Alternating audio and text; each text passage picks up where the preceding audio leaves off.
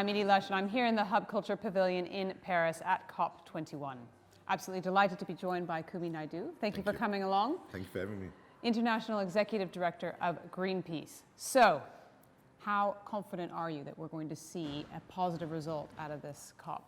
Well, we'll get a much better result here than we did in Copenhagen, but people must remind themselves that we're still, at this COP, trying to get the very same deal we should have got in Copenhagen. Right. So when we judge where we are in the negotiations, we must be realistic about some really big challenges that we have. Firstly, in terms of the goal of 100% renewable energy access for all, the majority of countries now within the negotiations, as well as the broad spectrum of trade unions, religious leaders, environmental groups are saying we need to get it done by 2050. And some powerful countries are trying to drag that out till 2100. Who are those powerful countries? Oh, well, that includes most of the developed countries, Saudi Arabia, and some big emerging Economies as well. Then there's the debate, which is now again alive, opened up both by Ban Ki-moon, the Secretary General, as well as Hollande, as the presidency of the COP. In the opening statements, they brought back the debate of what is the cap on warming from the beginning of the industrial period, because everybody just says 2 degrees and we'll be fine, and let's be blunt about it. Right. The people in small island states, in least developed countries, they are chanting now 1.5 to stay alive. So that's a big debate, and I think that at least it's open, and right now the powerful countries still want to keep it to 2 degrees. And why they want to do that? Because that then gives the oil, coal and gas companies in their countries then a longer shelf life to continue with carbon Business projects. as usual. Yeah. Okay. The third issue is the commitments that are on the table at the moment. There's this horrible acronym called INDCs, Intended Nationally Determined Contributions, which each country has put forward in the run-up to the COP.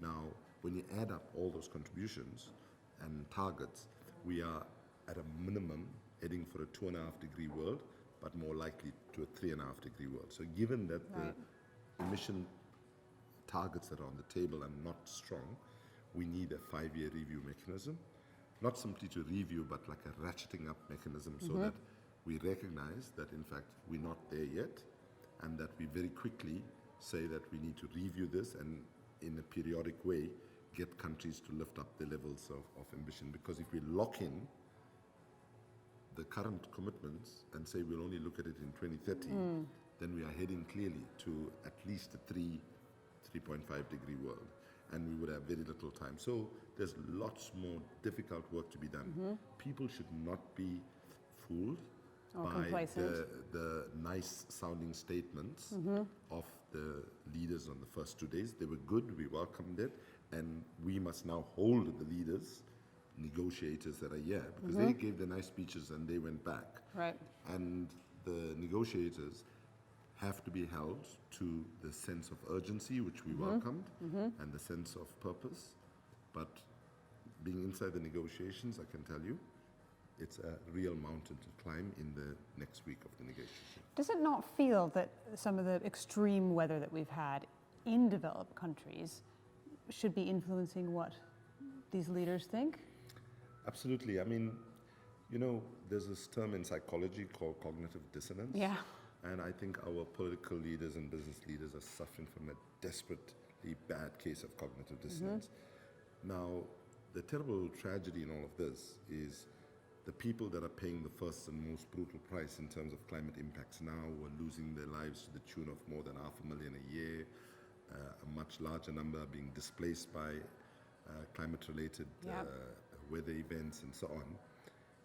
They are largely people who've been the least responsible for carbon emissions. But as we saw with Hurricane Sandy, as we're seeing with the California drought, as we are seeing with Australia, where we are having extreme climate impacts already, no, it's not as if developed countries are sanitized from it.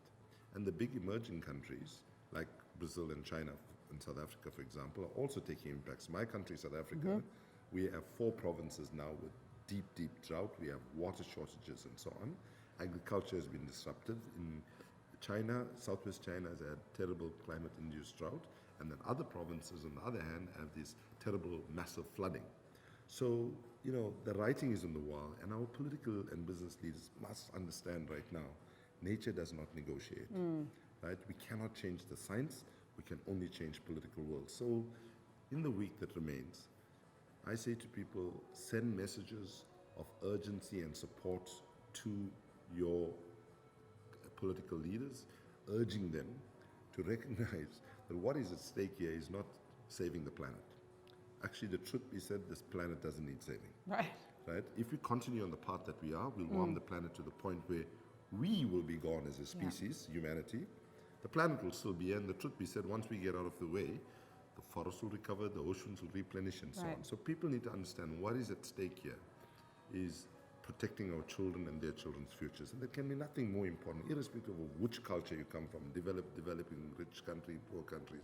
We all care about our children and their futures.